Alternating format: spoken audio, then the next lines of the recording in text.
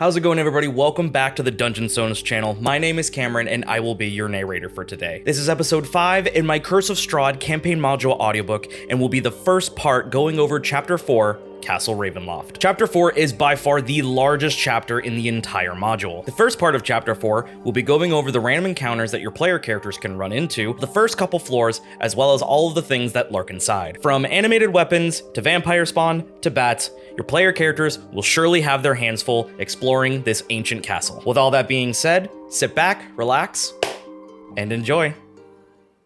Chapter 4, Castle Ravenloft. Castle Ravenloft was built atop the ruin of an older fortress by artisans, wizards, and workers loyal to Strahd's family. Strahd rewarded the castle's genius architect, Artemis, with a crypt in the castle's catacombs. The castle was named after Strahd's mother, Ravenovia, who also lies entombed below. The poster map that accompanies this book displays the castle in its entirety. Map 1 in the poster shows a diagram of the castle's face, and the other maps show the castle's interior and exterior areas. All those locations are described in this chapter, starting in the Walls of Ravenloft section. I called for my family, long unseated from their ancient thrones, and brought them here to settle in the Castle Ravenloft. Random encounters. The first time the characters enter a castle area that isn't otherwise occupied, check for a random encounter. Also check for a random encounter every 10 minutes that the characters spend resting in the castle. In most circumstances, a random encounter occurs on a roll of 18 or higher on a d20. To determine what the characters encounter, consult the table below. Random encounters in Castle Ravenloft. 2. Esmeralda Davenir, see Appendix D. 3. Rahadin, see Appendix D. 4. One black cat. 5. One broom of animated attack, see Appendix D. 6. 1d4 plus 1 flying swords. 7. Blinsky toy. 8. Unseen servant. 9. 1d4 Barovian commoners. 10. 2d6 crawling claws. 11. 1d6 shadows. 12. 1d6 swarm of bats. 13. 1 crawling Strahd zombie, see Appendix D. 14.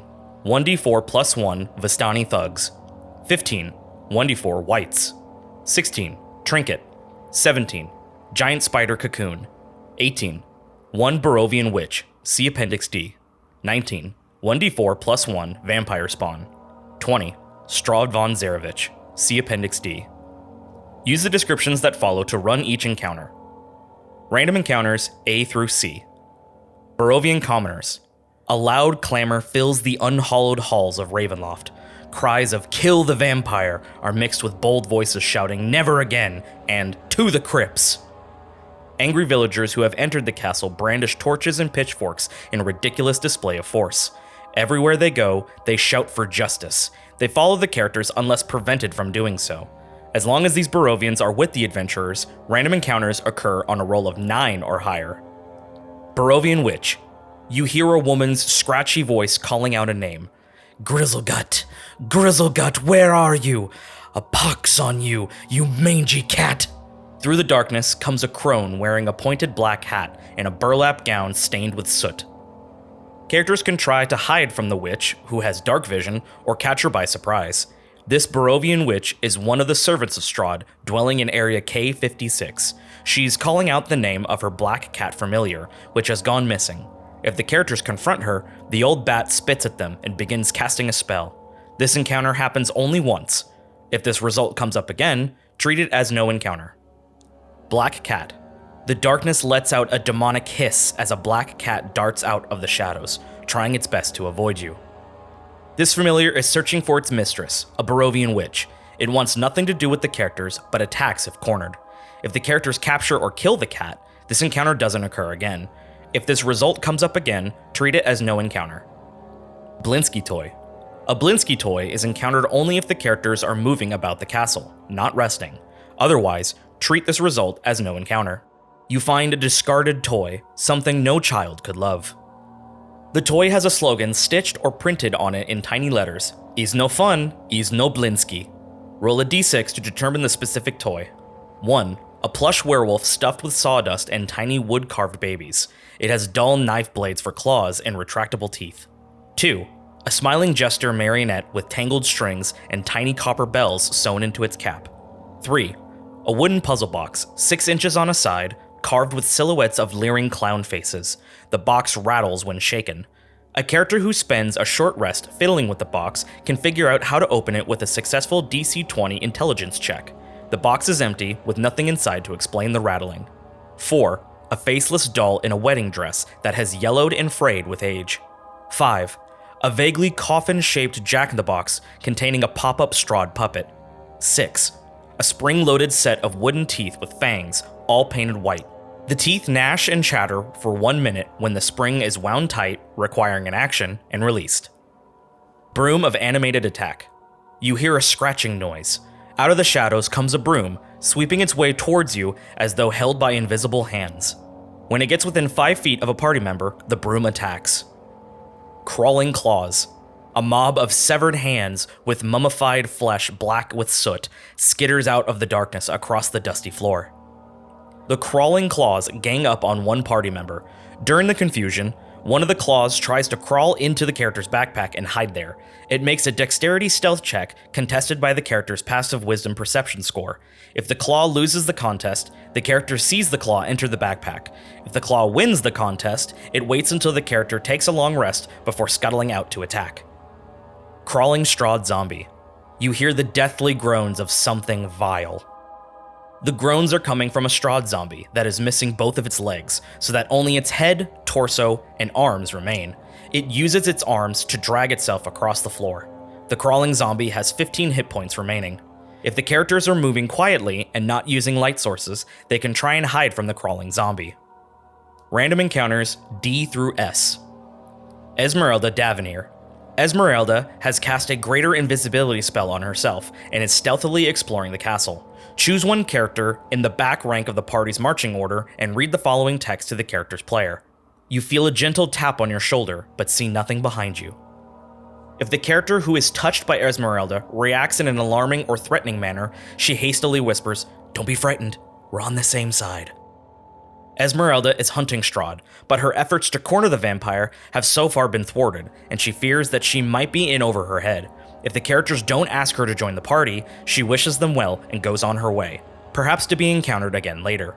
If they invite her to accompany them, Esmeralda tests the character's knowledge about vampires by asking them questions such as, "Have you ever seen a vampire change its form?" and "Do you know how to counteract a vampire's regenerative ability?" Whatever their answers, she ultimately agrees to come along. This random encounter happens only once. If this result comes up again, treat it as no encounter. Flying swords. Out of the gloom flies a rusty blade, followed by another. If more than 2 flying swords are encountered, the others aren't far behind. These weapons drift about the castle and attack intruders within range of their blind sight. Giant spider cocoon. A giant spider cocoon is encountered only if the characters are moving about the castle, not resting, otherwise re-roll.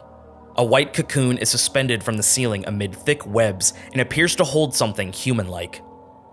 A giant spider made this cocoon.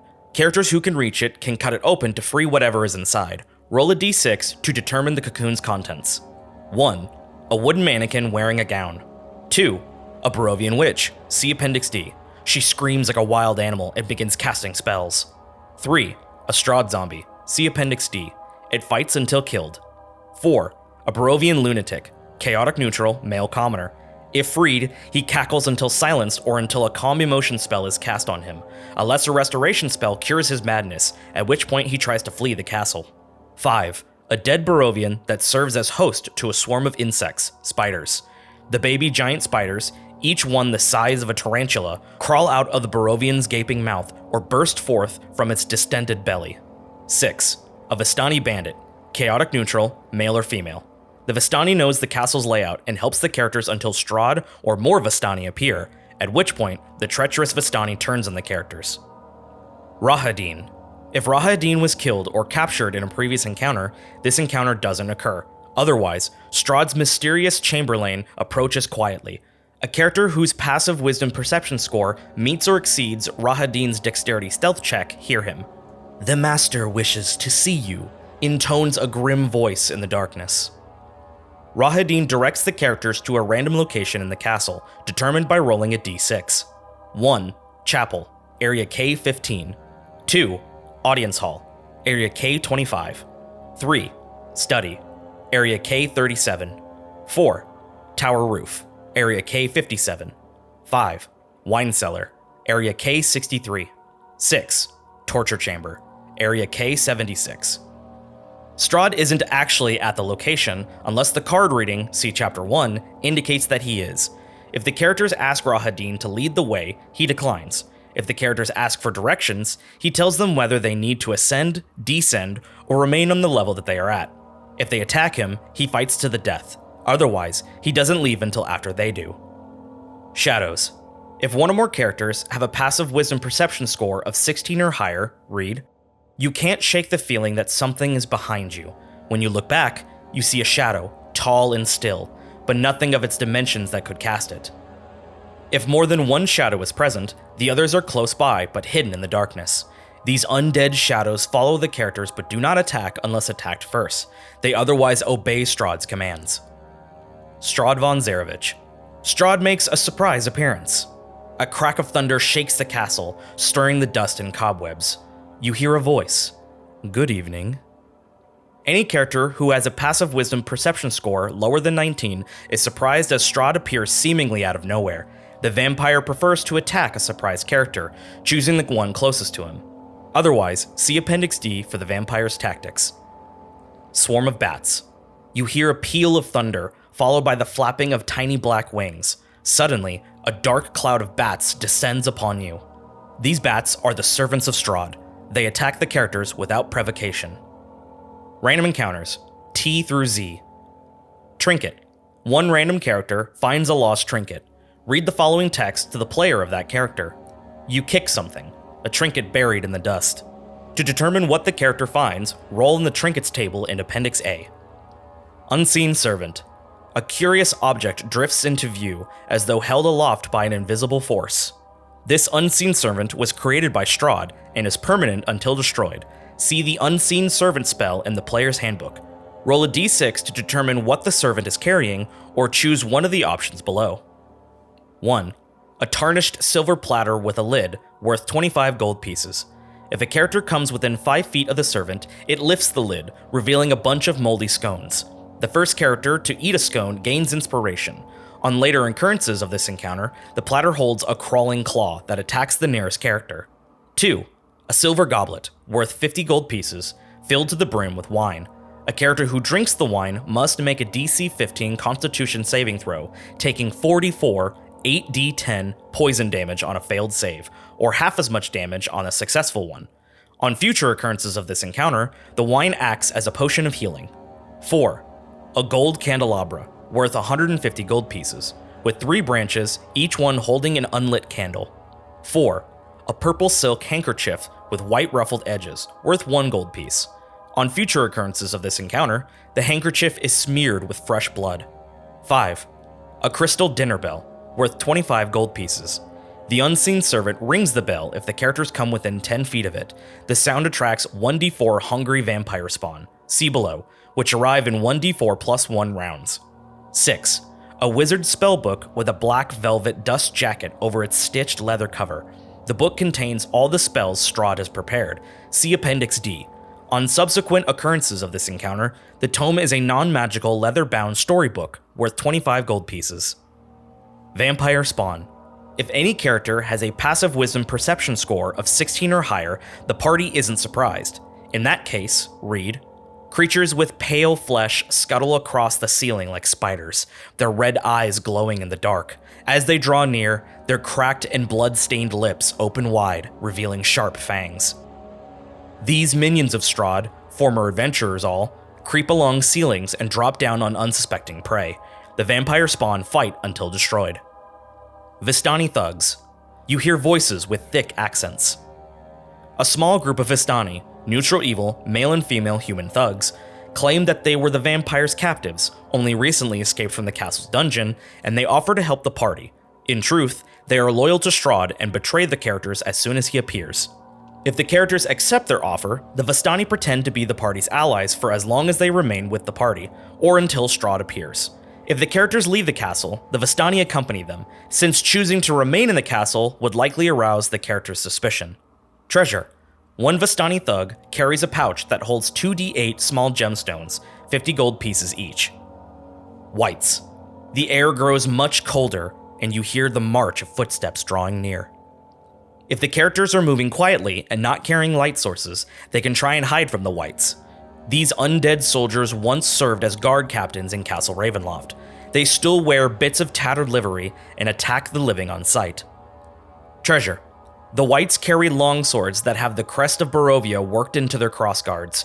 Each white also carries a pouch holding 2d20 electrum pieces, each coin of Barovian mintage and featuring a profiled visage of Strahd von Zarevich. Walls of Ravenloft. Refer to Map 2 of the castle for areas K1 through K6. K1, Front Courtyard. As the characters enter the castle, the weather worsens. Dismal rain starts to fall, becoming a torrent within the hour. Lightning routinely lights the sky, followed by peals of thunder that make the castle shudder. Thick, cold fog swirls in this courtyard. Sporadic flashes of lightning lance the weeping clouds overhead as thunder shakes the ground. Through the drizzle, you see torch flames fluttering on each side of the keep's open main doors. Warm light spills out of the entrance, flooding the courtyard. High above the entrance is a round window with shards of broken glass lodged in its iron frame. The walls that enclose the courtyard are 90 feet high. The dark towers of the castle rise even higher. Doors in the gate towers on each side of the tunnel entrance are shut against the rain, and a howling wind rushes through the courtyard. The open main doors to the keep lead to Area K7. The large, shattered window overlooking the main entrance is 50 feet above the courtyard and leads to Area K25. No light can be seen through the great window. Gate towers. Each outer gate tower has an iron-bound door with a built-in lock. Characters who enter a gate tower find themselves on a flagstone floor with a hollow tower stretching high above them. The mechanisms for rising and lowering the drawbridge and portcullises fill both gate towers. The latch mechanism in each tower is magically activated by a word that only Strahd knows. It can also be activated with a successful casting of Dispel Magic, DC 14. Neither the drawbridge nor the portcullis will move until both latches are activated. K2, Center Court Gate. 2 gates, one north of the keep and one to the south, prevent easy access to what lies beyond them. A massive wall juts out to connect the outer walls of the castle with the keep. A 20-foot wide, 20-foot tall archway offers passage through the connecting wall, but is blocked by a rusting iron portcullis. The portcullis is unlocked and can be lifted with a successful DC 15 strength check. It can also be opened with a command word that only Strahd and Cyrus Bellevue, Area K62, know. Unless the portcullis is wedged or propped open, it falls back into place once it is let go. K3, Servants' Courtyard. This courtyard northeast of the keep is enclosed by towering walls.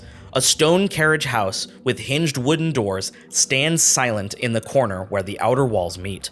Across from the carriage house, a slender wooden door, reinforced with iron bands, leads into the keep. The carriage house is described in Area K4. The wooden door, which leads to Area K23, is swollen and stuck in its frame. A character can shoulder open the stuck door with a successful DC 10 strength check. K4, Carriage House. Read the following text if the characters open the carriage house doors. The doors swing open to reveal a sleek black carriage fitted with glass windows and brass lanterns.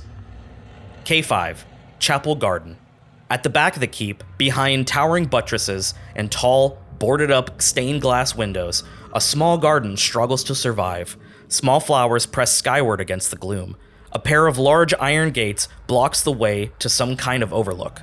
The large iron gates squeal loudly on rusted hinges when opened. Beyond them lies Area K6. K6, Overlook. Dark clouds overhead drizzle constantly. A flagstone avenue passes between empty outbuildings, leading to a stone-paved overlook. The overlook has a low stone wall adorned with outward-facing gargoyle carvings.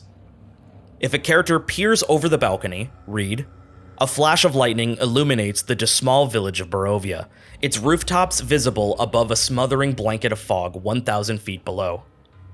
If a character who has a passive wisdom perception score of 15 or higher peers over the wall, add, underneath the platform on which you stand, about 100 feet down, a stone construction protrudes from the cliff face.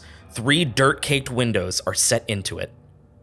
The windows are so dirty as to be opaque, although a character within reach of one can scrape the dirt away and see a dusty tomb beyond, area K88. Characters who try to reach the windows from the overlook must descend 110 feet and move 20 feet back onto the platform. This descent can't be accomplished without the aid of magic or the use of a climber's kit.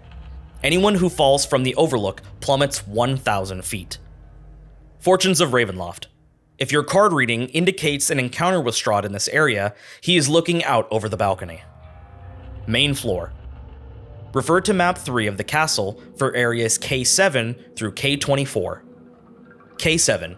Entry. Read the following text if the characters approach from the courtyard, area K1. The ornate outer doors of the castle hang open, flanked by fluttering torches and iron sconces. 20 feet inside the castle is a second set of doors. If one or more characters approach from area K1 and come within 10 feet of the double doors, read.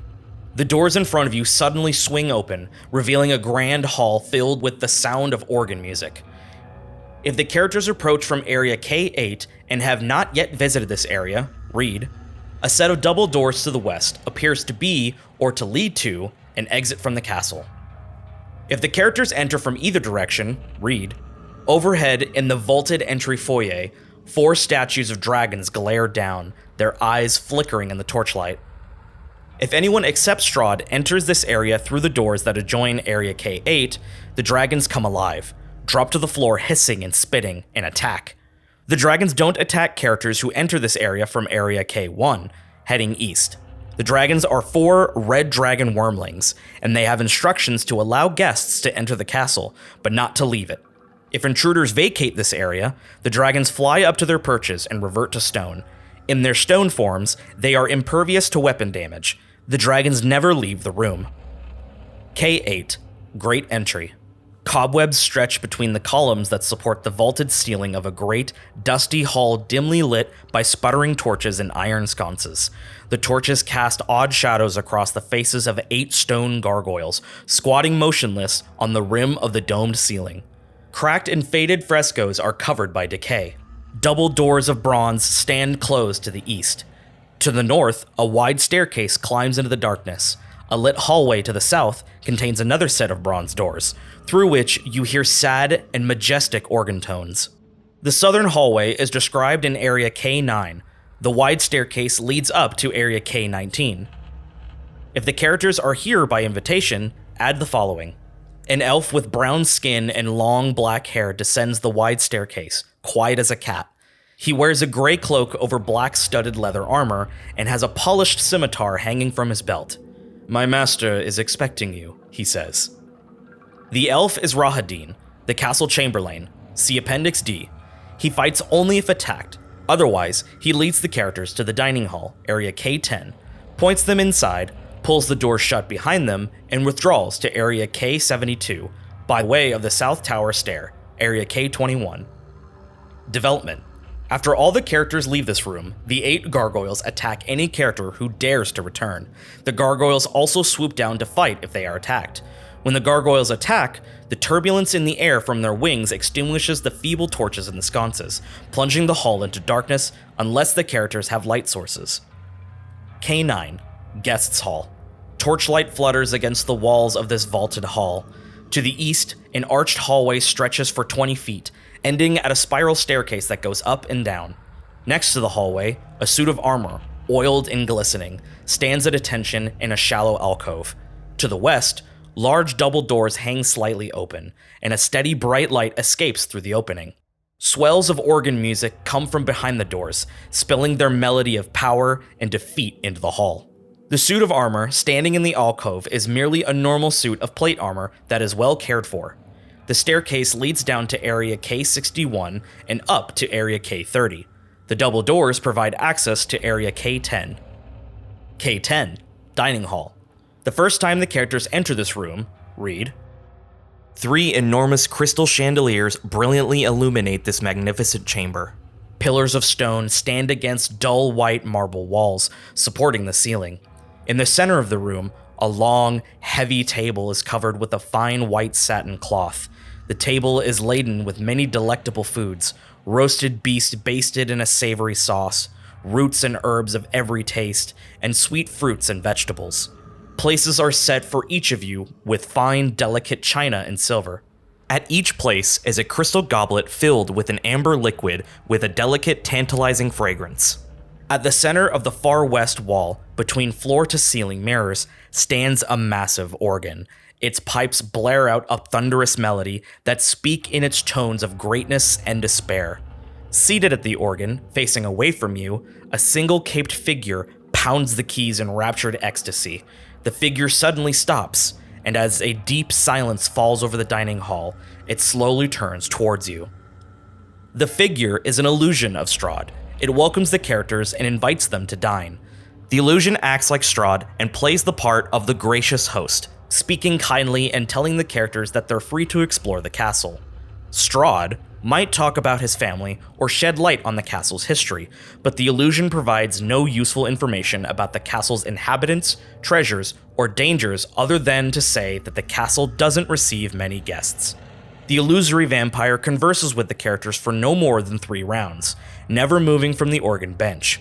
When the time is up, or if the illusion is attacked, it simply disappears with a mocking laugh.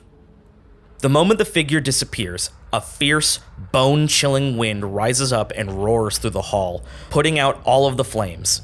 The characters hear the screech of ancient hinges and the solid thud of many heavy doors slamming shut, one after another, into the distance. They also hear the portcullis clang shut and the tired groan of the aged drawbridge pulling up. Finally, unless the doors to this room are being held open, they slam shut, but do not lock.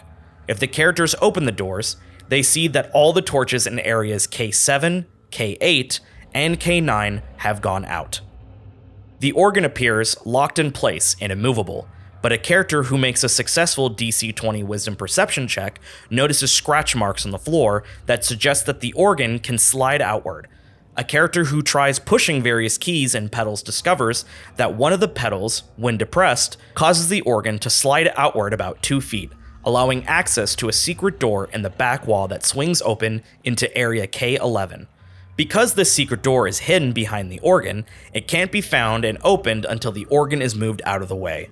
The food on the table is tasty, the wine delicious. K11, South Archer's Post. The castle courtyard is visible through arrow slits in the north and west walls. Leaning against the walls are mirrors of various sizes, some as tall as a human and others small enough to fit in a backpack. Each arrow slit is 2.5 feet tall and 4 inches wide. The framed mirrors, 17 in all, used to hang on various walls of the castle. Strahd had them taken down and stored here. A secret door in the east wall can be pulled open to reveal the back of the pipe organ in area K10. Characters can't pass through the secret door while the organ is blocking it, and the organ can't be moved from this side. K12, Turret Post.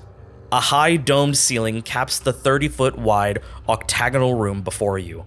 Frescoes faded with age adorn the ceiling, but their images are impossible to make out. Tall, thin arrow slits look out over the courtyard. Each arrow slit is 2.5 feet tall and 4 inches wide. K13, Turret Post Access Hall. This long, narrow corridor runs east to west.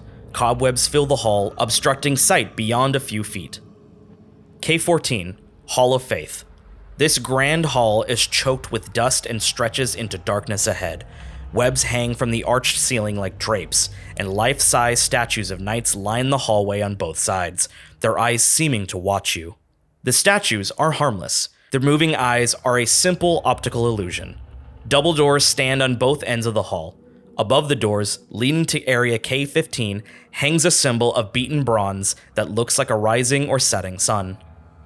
K15, Chapel. Dim, colored light filters through tall, broken, and boarded-up windows of stained glass, illuminating the ancient chapel of Ravenloft. A few bats flutter about near the top of the 90-foot-high domed ceiling. A balcony runs the length of the west wall, 50 feet above the floor. In the center of the balcony, 2 dark shapes are slumped in tall chairs. Benches coated with centuries of dust lie about the floor in jumbled disarray. Beyond this debris, lit by a piercing shaft of light, an altar stands upon a stone platform. The sides of the altar are carved with bas reliefs of angelic figures entwined with grapevines. The light from above falls directly on a silver statuette. A cloaked figure is draped over the altar, and a black mace lies on the floor near its feet. The figure slumped on the altar is all that remains of Gustav Herengast, a lawful evil human cleric who tried to obtain the icon of Ravenloft. It did not survive the attempt.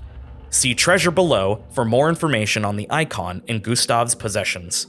A sculpted stone railing cordons off the upstairs balcony, which is described in area K28. Treasure.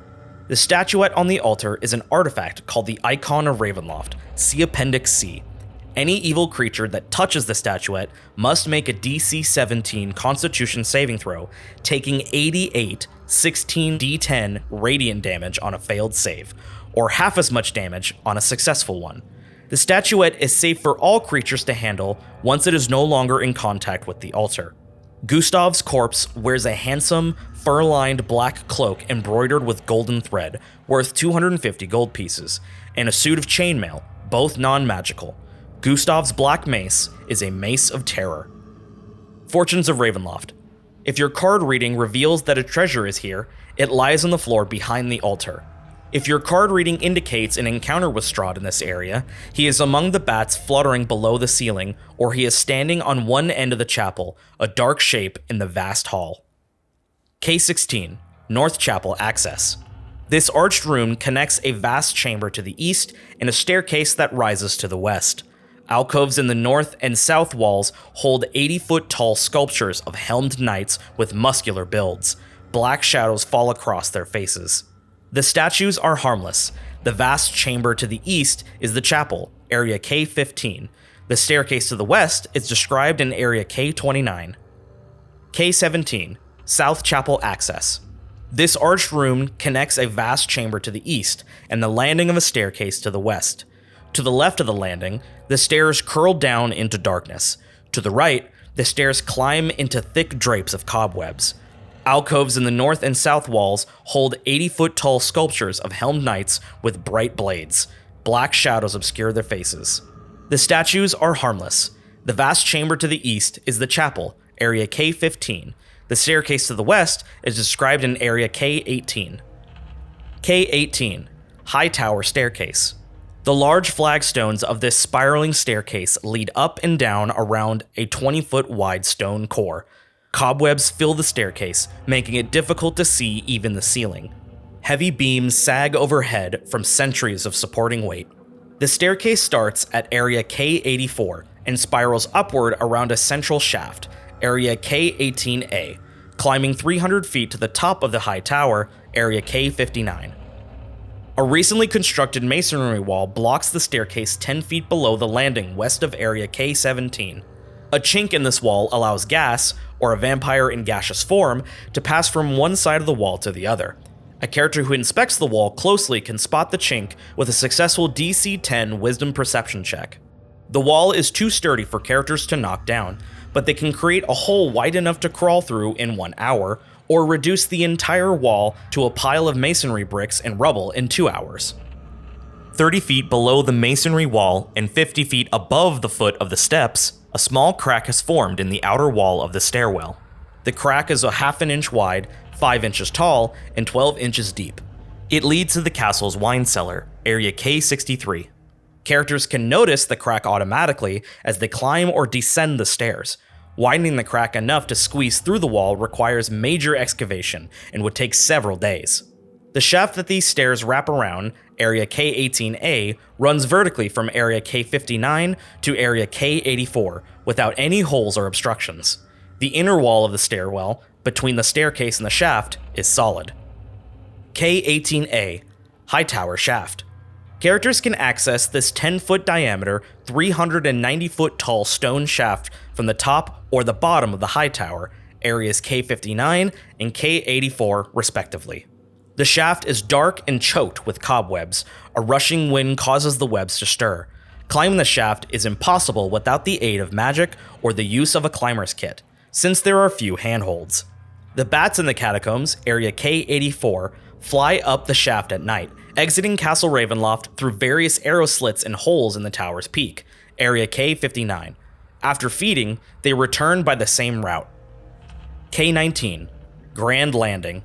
Massive stairs rise to a landing 20 feet wide by 40 feet long. Stone arches support a ceiling covered with frescoes 20 feet overhead. The frescoes depict armored knights on horseback, their finer features faded beyond recognition. Dust floats in the air here. At each end of the south wall, a staircase rises into darkness. Between the staircases are twin alcoves, each one containing a standing suit of armor covered with dark stains. Each suit of armor clutches a mace, the business end of which is shaped with a dragon's head. The words engraved on the arches above the suits of armor have been scratched out. Both staircases on the south wall climb to area K25. The massive stairs lead down to area K8. Anyone who crosses in front of the alcoves along the south walls activates the suits of armor. Both suits of armor are mechanical traps, each one activated by a pressure plate hidden in the floor in front of the alcove. A character who searches for traps in one of these locations notices both pressure plates with a successful DC 15 Wisdom Perception check. When 40 or more pounds of weight are placed on a pressure plate, the suit of armor nearest to that plate springs forward, flailing its arms and wielding its mace. Any creature standing on a pressure plate when its trap triggers must succeed on a DC 14 dexterity saving throw or take 7 2d6 bludgeoning damage from the flailing armor. After leaping out and attacking, the armor retracts. The pressure plate resets after 1 minute, after which its armor trap can be triggered again. The suits of armor act much like metal puppets, a little joke intended to spook visitors more than damage them. A pressure plate can be disabled by a character who uses thieves' tools and makes a successful DC 15 dexterity check. A trap can also be disabled by destroying its suit of armor, which has AC 18, 5 hit points, and immunity to psychic and poison damage. K20, Heart of Sorrow. A mosaic floor adds a touch of color to the otherwise dark, cold, empty tower that rises above you. A spiral staircase rises slowly into darkness, hugging the outer wall. In the center of the room, another set of stairs leads down. The staircase in the center of the floor, area K20A, leads down to area K71. The spiral staircase has no railing and connects the main floor of the castle with each level above it. First, the staircase climbs 50 feet to a landing, shown on map 4, from which an open archway leads to area K13. East of that opening is a secret door that conceals a ladder leading down to area K34. The stairs ascend another 40 feet to another landing, shown on map 5, with archways that lead to areas K45 and K46, and then climb another 100 feet to a landing beneath the tower's heart, shown on map 8. The staircase wraps around the heart, ending at the top of the tower, area K60. The Heart. The tower, including the spiral staircase, is alive. When the characters set foot on the staircase for the first time, read, as you step onto the spiral staircase, a reddish light flares high overhead, then settles into a dull, pulsing red glow. You now see the full immensity of this tower. The spiral staircase circles up the tower's full height. The tower, 60 feet wide at its base, becomes narrower as it climbs. At the pinnacle of the hollow tower, a large crystal heart pulsates with red light. Above the heart, the stairs continue upward. Have the characters and the Heart of Sorrow roll initiative. If the characters leave the tower and later return, they can re-roll initiative, but the Heart's initiative count doesn't change. The awakened tower shakes and pitches on the Heart of Sorrow's initiative count. Any creature on the stairs or hanging on a tower wall at the start of the Heart's turn must succeed a DC 10 dexterity saving throw or fall to the base of the tower. Characters who are crawling the staircase or who lie prone on the stairs succeed automatically. The Heart of Sorrow is a 10-foot diameter red crystal heart that floats near the top of the tower. Characters standing on the nearby stairs can make melee attacks against the heart, provided their weapons have a reach of at least 10 feet. The glass heart has AC 15 and 50 hit points. If the heart is reduced to 0 hit points, it shatters, and its crystal shards transform into blood, which rains down on the tower interior and staircase. The destruction of the Heart of Sorrow causes the tower to stop shuddering, and the interior of the tower becomes dark. Destroying the heart earns the characters 1,500 experience points. Strahd and the Heart of Sorrow are connected, such that any damage Strahd takes is transferred to the heart. If the heart absorbs damage that drops it to 0 hit points, it is destroyed, and Strahd takes any leftover damage. The Heart of Sorrow regains all of its hit points at dawn if it has at least one hit point remaining. The Heart of Sorrow is held aloft by the Will of Strahd. Casting Dispel Magic has no effect on it. Animated Halberds.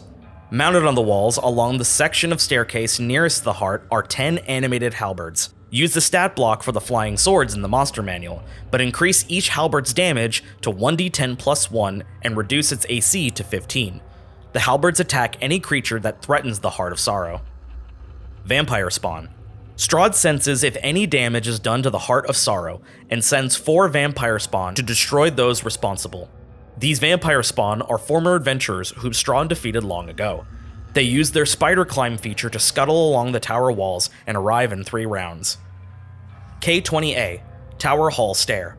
Their stairway connects K20 and K71. K21, South Tower Stair. Fluttering torches and iron sconces illuminate this spiral staircase. A chill wind rushes down the circling stairway, seeming to kill the very heat of the torches. These stairs start at area K73 and go up through areas K61, K9, K30, and K35 before ending at area K47. K22, North Archer's Post. The castle courtyard is visible through arrow slits in the walls. Each arrow slit is 2.5 feet tall and 4 inches wide. K23, Servant's Entrance. Dim light filters in through a dust-caked window in the east wall. A door next to the window leads to the castle's northeast courtyard. Everything in this room is coated with dust, including a large, heavy table in the center of the floor. A thick book lies open on a desk, with an inkwell and a quill next to it. There is a broken door in the north wall, and a staircase in the south wall plunges into darkness. On each side of the staircase, a skeletal figure draped in gleaming chainmail stands sagging at attention, holding a rusty halberd. The skeletons, which were assembled by Cyrus Bellevue, see area K62, are held together with wire frames and hung on pegs. They pose no threat. The staircase descends to area K62. The east door leading to the courtyard is swollen in its frame and requires a successful DC 10 strength check to force open. The north door is cracked and hangs loose on its hinges. Beyond it lies another dust-filled chamber, area K24. The ancient book is weathered and brittle, but the ink in the well is fresh. At the top of each page is scribed the message, "Please register for your own convenience and that of your next of kin." The book is more than half filled with names, all of them illegible. K24, Servants' Quarters. Broken furniture and torn cloth are strewn about this 20 by 40 foot room. Dim light comes from a pair of dirt-caked windows in the northeast corner. A narrow staircase with no railing ascends along the north wall. The stairs lead to area K34. Court of the Count. Refer to map 4 of the castle for areas K25 through K34. K25, Audience Hall. Dim light from the courtyard falls into this great hall through the broken glass and iron latticework of a large window in the west wall. This immense room is a place of chilly, brooding darkness. Empty iron sconces dot the walls. Hundreds of dust-laden cobwebs drape the hall, hiding the ceiling from view. Directly across from the window stand a set of double doors in the east wall. Farther south, a single door also leads from the east wall. Staircases at both ends of the north wall lead down. At the far southern end of the hall, a large wooden throne stands atop a marble dais. The high-backed throne faces south, away from most of the room. A secret door in the south wall leads to area K13. It is hidden by dust and cobwebs and requires a successful DC 16 Wisdom Perception check to find. Both staircases in the north wall lead down to area K19. The eastern double doors can be pulled open to reveal area K26 beyond. The single door in the east wall opens to area K30. Fortunes of Ravenloft. If your card reading reveals that a treasure is here, it lies on the marble dais just behind the throne. If your card reading indicates an encounter with Strahd in this area, he is sitting on the wooden throne. K26, Guard's Post. If the characters enter this hall through either set of double doors, read, the doors open to reveal another set of double doors 10 feet ahead. Between these doors, a 10-foot wide corridor stretches north to south. At each end of the hall, floating in the darkness, is a human skeleton clad in the rusted armor and tattered livery of a castle guard. The floating skeletons hang from pegs on the north and south walls. The skeletons, which were assembled by Cyrus Bellevue, see Area K62, are held together with wire and are harmless. Behind the skeleton on the north wall is a secret door that can be pushed open into Area K33. If the characters enter this hall by the way of the secret door that adjoins Area K33, they see the skeleton hanging on the inside of the secret door as soon as they pull it open, and, with a light source or dark vision, can see the skeleton at the south end of the hall as well. K27, King's Hall. This 20-foot high hall has a dark, vaulted ceiling draped with cobwebs. A low moan seems to travel the length of the corridor as it rises and falls, intoning sadness and despair. The moaning is only the wind. Characters who examine the ceiling can, with a successful DC 20 Wisdom Perception check, spot pulleys and a rope that run the full length of the corridor along the ceiling, well hidden by cobwebs. These items are explained in Flight of the Vampire below. Halfway down the hall on the south side is a narrow secret door that can be pulled open to reveal Area K31. Flight of the Vampire. Hidden in a compartment above the western set of double doors is a dressed wooden mannequin that looks exactly like Strahd. It wears a black cloak, its fangs are bared, and its arms and clawed fingers are outstretched in a threatening manner. The mannequin is attached to a rope that runs through pulleys fastened along the length of the hallway ceiling. When one or more characters reach the midpoint of the hall from either direction, read, you hear a scraping sound of stone against stone, followed by the squeaking of a bat. In the direction of the noise, you see the fanged visage, outstretched claws, and flapping black cape of a vampire bearing down on you from above. A deep, throaty chuckle fills the hall. The scraping noise is the sound of the hidden compartment opening, and the squeaking is the sound of the pulleys supporting the weight of the mannequin as it glides through the air. The chuckling is a harmless magical effect similar to that created by the Prestidigitation cantrip. Have the players roll initiative, and run this as a combat encounter with the vampire acting on initiative count 5. On its turn, the mannequin flies over the characters, 10 feet above the floor, and doesn't stop until it reaches the east end of the hall. On its next turn, it reverses direction and flies back into its compartment. The trap resets after 1 minute. A character who attacks the mannequin from the floor needs a range of at least 10 feet. The mannequin has AC 15 and 10 hit points, and it is immune to poison and psychic damage. If the mannequin is reduced to 0 hit points while in the air, it falls to the floor. K28, King's Balcony. A sculpted stone railing encloses this long balcony, which overlooks Ravenloft's chapel. 2 ornate thrones stand side by side in the center of the balcony, covered with dust and strung with cobwebs. The thrones face away from the double doors that give access to the balcony. 2 Strahd zombies, see Appendix D, are slouched on the thrones. They remain motionless until one of them is disturbed or another creature comes within a zombie's reach, whereupon they attack. The balcony is 50 feet above the floor of the chapel, Area K15. The staircase north of the double doors leads down to Area K29. K29, Creaky Landing. This staircase is made of old wood that strains underfoot, creaking and groaning. The staircase climbs from Area K16 to Area K28. It seems unstable, but is sturdy.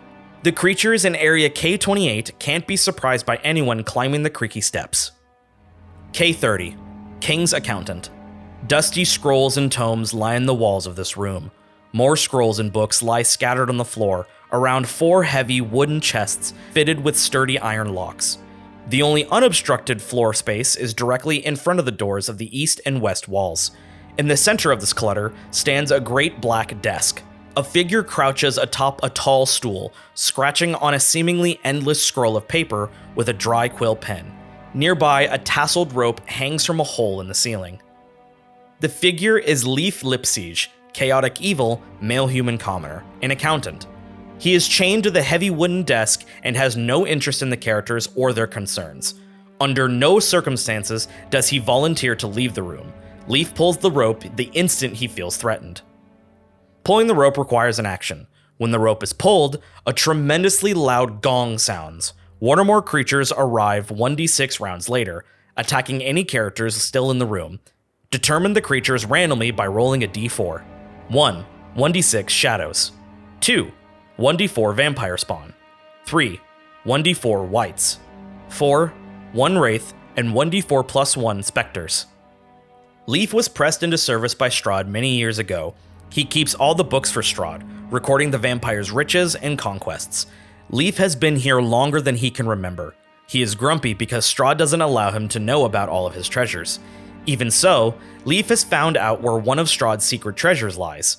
If he is treated with kindness, Leif will divulge the hiding place of the holy symbol of Ravenkind. See Appendix C, as indicated by your card reading. Leif can draw a crude map showing a route to that location. His map is geographically accurate, but he admits that it doesn't acknowledge or avoid any dangers that might lie along the way. Leif doesn't necessarily know the most direct path to the symbol's location. Leif knows that there's a key that unlocks all 4 chests, but he can't remember where he hid it. See Treasure below for more information.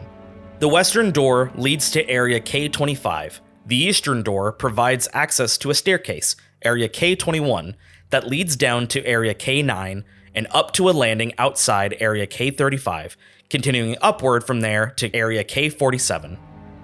Treasure. The room contains hundreds of worthless books and scrolls describing the accounting procedures. The first character who spends at least 10 minutes searching the room and succeeds a DC 15 intelligence investigation check finds a book with a blood-stained leather cover. The pages of this book have been hollowed out, creating a hole in which Leif has hidden an iron key that unlocks the 4 wooden chests in the room. 2 of the locked chests contain 10,000 copper pieces each. A third chest contains 1,000 gold pieces. The fourth chest holds 500 platinum pieces, hidden under which is a manual of bodily health. K31. Trapworks. The aromas of grease and well-oiled wood hit your nostrils as you pull open the door. This 10 by 20 foot room is filled with intricate machinery, except for small spaces between the stone gears and the iron chains and pulleys. On the other side of the machinery, to the south, is a rectangular shaft that rises up from the darkness and continues past this room. Attached to the west wall is a steel plate that has an iron lever protruding downward. See the diagram below.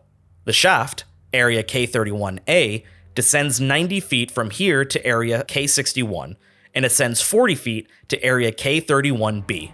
Another 40 feet above that is a stone trapdoor in the ceiling that opens to Area K47. Operating the machinery in this room raises a stone elevator compartment from the bottom of the shaft, lifting it past this room to the top of the shaft. See Area K61 for more information on the elevator trap. A character can spend 1 minute disabling the machinery in this room. The elevator trap won't function until the machinery is repaired. The iron lever set into the western wall is normally in the down position. Moving it to the up position activates the trap and raises the elevator. Sliding it back down lowers the elevator and resets the trap. When the elevator trap in Area K61 is activated, all the chains, pulleys, and gears in this room move at once. It takes 10 seconds, 1 round, for the elevator to reach the top of the shaft, and the machinery doesn't stop until the elevator completes this journey. A secret door in the north wall is easy to spot from the side, no ability check required, and opens into Area K27. K31A, Elevator Shaft. Cold air fills this rectangular shaft, the walls of which are coated with mildew and worn smooth. Taut iron chains extend up and down the shaft. The links of the chain are thick and covered with grease. The shaft is 170 feet tall. It starts at Area K61, climbs 90 feet to Area K31, another 40 feet to Area K31B, and another 40 feet to Area K47. When the elevator trap is activated, see Area K61 for details, a stone elevator compartment measuring 10 feet on a side rises up the western half of the shaft. At the same time, a solid block of stone, also 10 feet on a side, descends in the eastern half of the shaft, acting as a counterweight. Both stone blocks have thick iron chains bolted to them, by which they are hoisted and lowered them as needed. Scaling the shaft is impossible without the aid of magic or the use of a climber's kit, because the walls are smooth and slick with mildew, and the greasy iron chains are too thick and slippery to grasp. Set into the roof of the shaft is a 5-foot square stone trapdoor that can be pushed open to reveal Area K47. K31B, Shaft Access. This 10-foot square room overlooks a vertical shaft to the south that plunges into darkness and continues upward. This vantage point is 130 feet from the bottom of the shaft, area K31A, 40 feet down is area K31, and 40 feet up is a stone trapdoor in the ceiling that opens into area K47. A door in the north wall is easy to spot from this side, no ability check required, and opens into area K39. K32, Made in Hell. Oil lamps illuminate this long rectangular chamber with oak-paneled walls. Stained yellow lace hangs neatly from 8 canopied beds. The figure of a woman moves lithely about the room, dusting furniture and humming quietly. Around her pale, slender neck is a gold necklace with a ruby pendant. The maid, Helga Ruvak, is a vampire spawn who claims to be the daughter of the village bootmaker, kidnapped and forced into service by Strahd. She pleads on her hands and knees, if necessary, to be saved from this awful place. Helga will join the party if the characters ask her along. She intends to attack the characters, but does so only if she senses an opportunity that doesn't involve having to fight the entire party. She also attacks if commanded to do so by Strahd. Helga plays the part of the innocent damsel in distress to the last, revealing her ferocity only when she attacks. She is, in fact, the bootmaker's daughter she claims to be, but she chose a life of evil with Strahd. Treasure. Helga's gold necklace with its ruby pendant is a gift from Strahd. The necklace is almost 5 centuries old and is worth 750 gold pieces. K33, King's Apartment Stair. This dark hall is concealed between 2 secret doors. This arched corridor has been swept clean. Oak paneling decorates the walls to a height of 4 feet. Mounted on the east wall above the wood paneling are 3 unlit oil lamps, spaced 10 feet apart. A plain wooden door is set into the west wall, and light seeps through its cracks. A staircase at the north end of the west wall ascends into darkness. The staircase climbs 40 feet into area K45. The door in the west wall opens into area K32. K34, Servant's Upper Floor. Dirt-caked windows allow little light to enter this upstairs room. Broken bed frames and torn bits of mattress litter the floors. A tall, dusty wardrobe roughly shaped like a coffin, its black doors painted with fey creatures, stands between 2 cracked, full-length mirrors hanging on the south wall. A staircase descends along the north wall.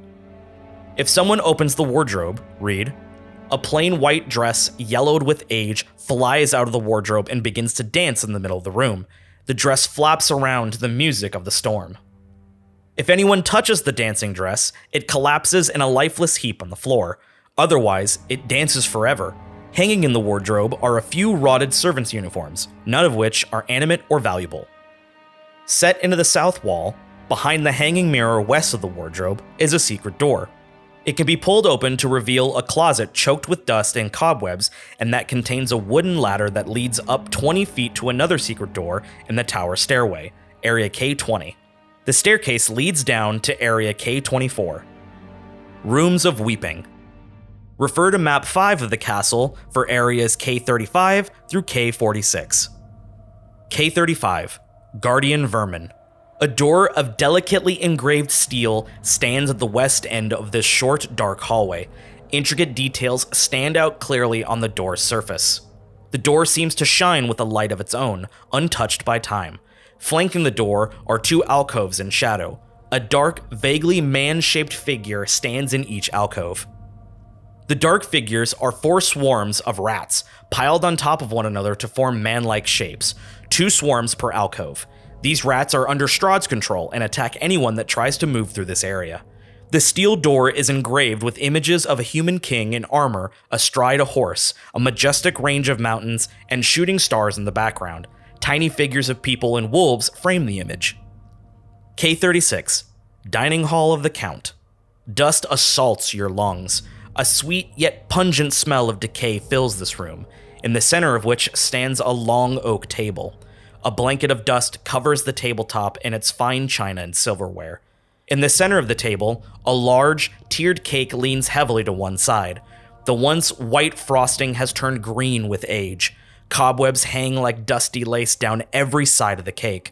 A single doll figure of a well-dressed woman adorns the crest of the cake. Suspended above is a web-shrouded chandelier of forged iron. An arched window in the south wall is draped with heavy curtains. Resting in a wooden stand by the window is a dusty lute, and standing quietly in the southwest corner is a tall harp shrouded in cobwebs.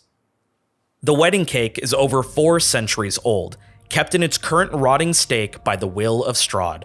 The toy figure of the groom from atop the cape was cast on the floor long ago. A character who searches the dusty floor finds the figurine with a successful DC 10 Wisdom Perception check. If the characters take the groom figurine out of the room, read the following if they return to the room at a later time. Billowing drapes draw your eye to the window, which has been broken outward. Scattering about the floor are chunks of moldy cake, as if something had burst out of it. There are 2 explanations for the burst cake and broken window. Choose the one you think is creepier. Strahd smashes the cake and breaks the window to make the characters think something terrible has escaped and is now stalking them. Strahd's hate assumes a corporeal form, bursts out of the cake, the symbol of Sergei and Tatiana's love, and escapes through the window. Strahd's hate has the statistics of an invisible stalker and tries to kill whichever character is carrying the groom figurine. The room has wooden doors in the north and west walls, and an ornate steel door in the east wall. See area K35 for details. The harp stands 6.5 feet tall, weighs close to 300 pounds, and is fashioned of dark, stained wood carved with images of hearts and roses. Its taut strings are made of gut. A character who plays the harp and succeeds on a DC 15 Charisma performance check does well enough to summon the ghost of Piddlewick, a short little man dressed as a fool, with a tiny jingling bell at the end of his pointy dunce cap. He asks, "Why have you summoned me from beyond the grave?" Regardless of the answer, he commends the character for playing well and says, "In my crypt below the castle, thou shalt find a treasure worthy of one so talented as thee. May it help thee set this troubled place to rest." If the characters think to ask him who he is, the fool replies, "Piddlewick." If asked how he died, he replies humorously, "I fell down the stairs." If Piddlewick II, see area K59, is with the party, the ghost points at the clockwork effigy and says, "He pushed me down the stairs." With nothing more to add, the ghost of Piddlewick fades away and doesn't appear again. If the characters attack the ghost, it attacks them in turn. Treasure. The lute, though old and covered in dust, has survived the passage of time. It is a magic instrument of the bards called the Doss lute. K37. Study. A blazing hearth fills this room with rolling waves of red and amber light. The walls are lined with ancient books and tomes, their leather covers well oiled and preserved through careful use. All is in order here. The stone floor is concealed beneath a thick, luxurious rug. In the center of the room is a large, low table, waxed and polished to a mirror finish. Even the poker in its stand next to the blazing fireplace is polished. Large, overstuffed divans and couches are arranged about the room. 2 chairs of burgundy-colored wood with padded leather seats and back cushions face the hearth. A huge painting hangs over the mantelpiece in a heavy gilded frame. The rolling firelight illuminates the careful rendered portrait. It is an exact likeness of Irina Kolyana. This chamber has several exits, including a large set of double doors in the west wall, a door at each end of the north wall, and a door to the south. The painting above the fireplace depicts Tatiana, a beautiful young woman with auburn hair. Strahd commissioned the painting over 4 centuries ago to impress his beloved. The fact that Irina Kolyana looks exactly like Tatiana is proof to Strahd that both women are born with the same soul. The back wall of the fireplace contains a secret door, which is opened by lifting the poker from its stand. The fire must be extinguished in order for anyone to reach the secret door safely. Otherwise, a creature that enters the fireplace for the first time on a turn, or starts its turn there, takes 5, 1d10, fire damage and catches fire. Until someone takes an action to douse the flames on the creature, it takes 1d10 fire damage at the start of each of its turns. This fire damage is cumulative with the damage from standing in the fireplace. The secret door provides access to area K38. Treasure. The real treasure here is Strahd's collection of books, over 1,000 unique tomes in all. The collection is worth 80,000 gold pieces. Transporting it would be a challenge. Roll a d12 and consult the following table to determine the subject matter of a randomly chosen book. 1. Alchemist's Tome. 2. Bestiary of Strange Beasts. 3. Biography of a Forgotten King or Queen. 4. Book of Exotic Recipes. 5. Book of Heraldry. 6. Book of Military Strategy. 7. Epic Novel. 8. Guide to Fine Wines. 9. Heretical Text. 10. Historical Text. 11. Poetry Anthology. 12. Theological Text. Teleport Destination. Characters who teleport to this location from Area K78 arrive in front of the painting of Tatiana. Fortunes of Ravenloft. If your card reading reveals that a treasure is here, it is resting on the mantelpiece under the portrait of Tatiana. If your card reading indicates an encounter with Strahd in this area, he is sitting back in one of the overstuffed chairs, staring into the fire. K38. False Treasury. Resting on the floor of this smoke-filled room is a closed chest surrounded by piles of gold, silver, and copper coins. The fittings and clawed feet of the chest are evidence of great workmanship. Attached to the east wall are 2 torch sconces. The southmost one holds a torch with an intricate metal base. The other one is empty.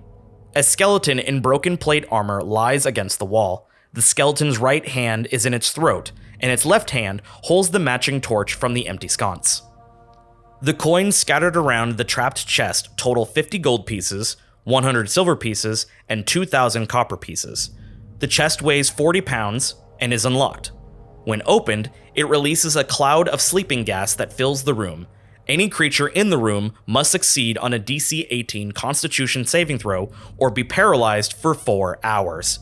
If all the characters succumb to the gas, they are found by the witches who lair in Area K56 and dragged to Area K50, then left there unharmed.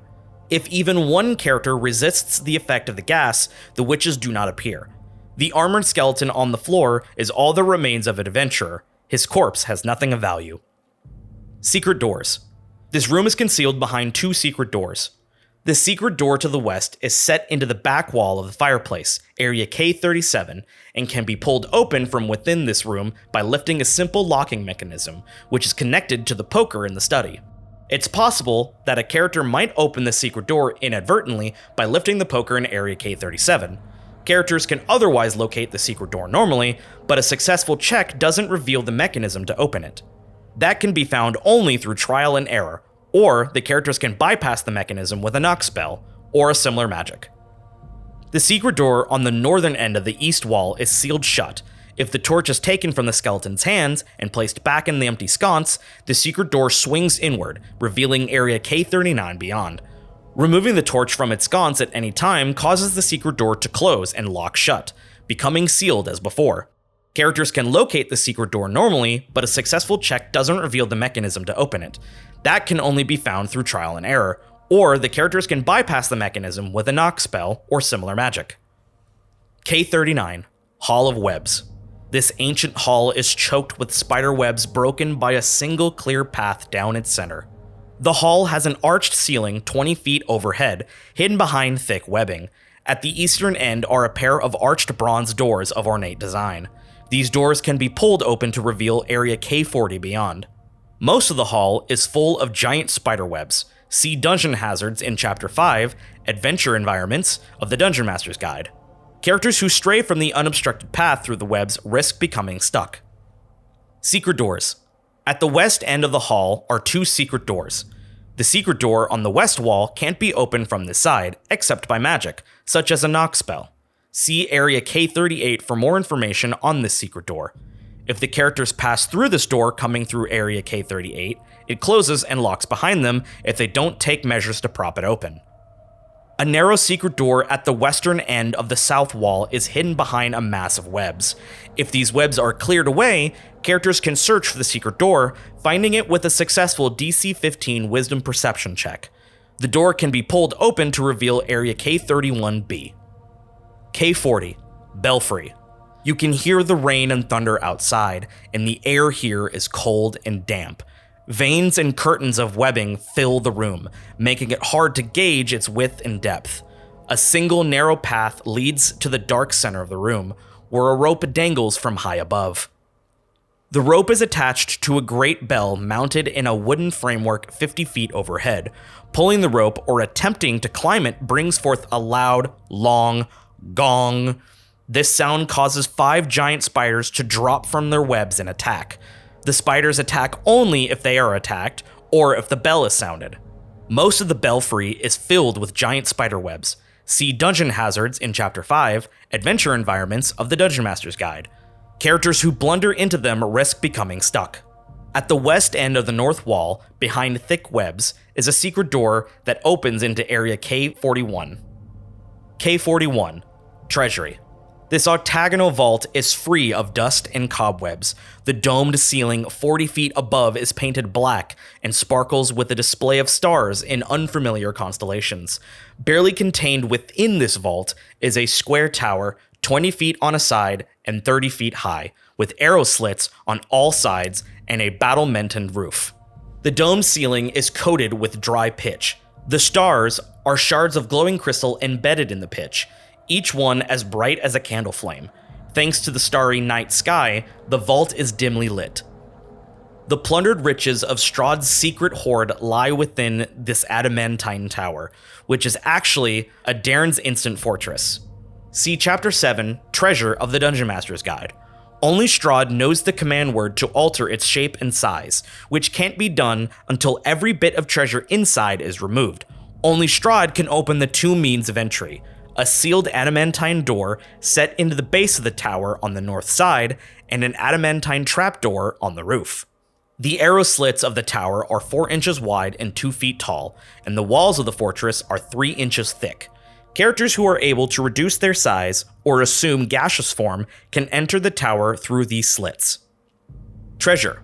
The ground floor of the Darren's Instant Fortress contains 50,000 copper pieces, 10,000 silver pieces, 10,000 gold pieces, 1,000 platinum pieces, 15 assorted gems, 100 gold pieces each, and a +2 shield emblazoned with a stylized silver dragon that is the emblem of the Order of the Silver Dragon. See Chapter 7. The shield whispers warning to its bearer, granting a +2 bonus to initiative if the bearer isn't incapacitated. The upper floor of the tower contains 10 pieces of jewelry, 250 gold pieces each, and a red velvet sack, an alchemy jug, a helm of brilliance, a rod of the Pact Keeper, +1, and an unlocked wooden coffer with 4 compartments, each one containing a potion of greater healing. Fortunes of Ravenloft. If your card reading reveals that a treasure is here, it is lying atop the coins on the ground floor inside the tower. If the card reading indicates an encounter with Strahd in this area, he is perched atop the tower. K42, King's Bedchamber. Sweet smells waft from this delicately lit room. A great arched window along the west wall is covered by heavy red draperies, their golden tassels glinting in the light of 3 candelabras sitting atop small tables about the room. Tall white candles burn with bright, steady light. A large bed, canopied by silk curtains, sits with its headboard against the north wall. Carved into the headboard with great skill is a large Z. Lying amid the velvet and satin sheets and bedcloths is a young woman in a nightgown. One of her dainty slippers has fallen to the floor at the bed's foot. Arched double doors lead from this room to the south and east. The window is divided into 4 tall panes of glass, each enclosed by a lead framework. The 2 outmost sections have small iron hinges built into them so that they can be opened, as well as iron latches to lock them in place when they're closed. The window looks out onto the parapet, area K46. The figure on the bed is Gertruda, neutral good, female human commoner, the daughter of Mad Mary. See Chapter 3, area E3. Gertruda is oblivious to any danger to herself, especially from Strahd, who has charmed her. Sheltered by her mother, she was never allowed to leave home as a child. She finally slipped away and made her way to the castle, drawn by its majesty. Gertruda is innocent, and years spent as a shut-in have twisted her sense of reality. Consequently, she maintains a fairy tale view of life. When faced with a decision, she almost always makes the most simplistic choice. She is naive to the point of being a danger to herself and others. Fortunately for her, Strahd has not yet bitten her, although he intends to. If he can do so while the characters look on helplessly, so much the better. Next to the bed, set into the north wall, is a secret door. It can be pushed open to reveal a dusty hall that ends at a similar secret door in the back of an alcove. See area K45 for details. Gertruda doesn't know that this secret door exists. K43, Bath Chamber. Red satin curtains hang in archways at both ends of the south wall in this dark room. Between them, in the center of the chamber, stands a large ornate iron tub with clawed feet. The tub is full of blood. Both curtained archways lead to area K44. Tormented Spirit. The spirit of Varushka, a maid, haunts this chamber. She took her own life when Strahd began feeding on her, denying him the chance to turn her into a vampire spawn. The blood of the tub isn't real, but rather a manifestation of Varushka's tormented spirit. If the blood is disturbed in any way, read, a blood-drenched creature explodes out of the tub and attaches to the ceiling, cackling maniacally. Blood pours off its pale flesh, bony limbs, and stringy hair as it scuttles away. The creature that erupts from the tub is no more real than the blood. It can't be harmed and doesn't attack. It scuttles across the ceiling, disappearing into area K44 through one of the archways. Once there, it disappears. K44, Closet. The walls here are lined with iron hooks, upon which hang black capes and formal wear. 2 arched windows in the south wall are covered by heavy curtains. 28 capes and 16 sets of fine clothes are stored here. Red satin drapes hang in the archways that connect this closet to the adjoining bath chamber, area K43. K45, Hall of Heroes. Dark alcoves line the walls of this long hall. The ceiling has fallen here, leaving rubble strewn across the floor. Overhead, the beams of Ravenloft's roof are exposed. Lightning from the dark clouds above sporadically illuminates the hall, lighting the faces of life-size human statues in the alcoves. Each visage is frozen in terror. 10 statues that line this corridor depict ancient heroes. In actuality, the faces of the statues are stoic and expressionless, but whenever the lightning flashes, their expressions change to utter horror until the hall goes dark again. The statues are imbued with the spirits of Strahd's ancestors, all of which grieve over the termination of their bloodline.